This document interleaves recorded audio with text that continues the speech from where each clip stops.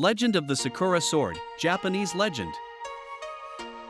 In a quiet mountain village called Hanamizawa, hidden among the ever-blooming cherry trees, there lived an ancient legend that haunted the wind, the legend of the Sakura Sword, a sword forged from the sorrow of 1,000 broken souls.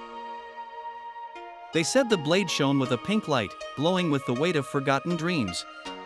Only those with a pure heart and a tragic past could awaken its true power, a power that could either heal the land or plunge it into darkness. Renji, a quiet teenage boy, lived alone with his blind younger sister, Aika. His parents died in a mysterious fire that consumed half the village many winters ago. Since then, Renji has been Aika's eyes, her guardian, and her only family.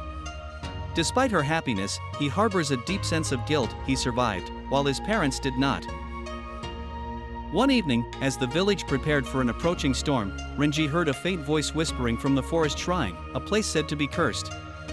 Renji, your heart remembers what your mind has forgotten. The voice was warm and sad, like a song sung by a ghost. As he touched the blade, scenes poured before his eyes as if time had broken. He saw a village burning under a sky raining cherry blossoms, the screams of a child calling a name that wouldn't answer, and the shadows of men in strange military uniforms holding emblems covered in blood. He saw himself standing, helpless, in the middle of the flames, trying to reach someone, but he couldn't. Then the blade itself appeared to him, buried beneath the bodies of the departed, pulsing with a faint pink light, as if it were breathing. This encounter was no coincidence. The blade chose his heart, for it bore an unhealing wound. The blade was not created only to fight with, but to atone for irreparable wrongs. When he woke up, the sword was in his hand, and its seal was broken. On that very night, Imperial forces invaded. They were searching for the Sword of Power, a legendary weapon they believed could transform them into an invincible force. But they were not the chosen ones. Renji fought. The blade danced as if recalling every war he had witnessed. His enemies fell like petals. But with each strike, the sword fed on his memories, his dreams, his soul.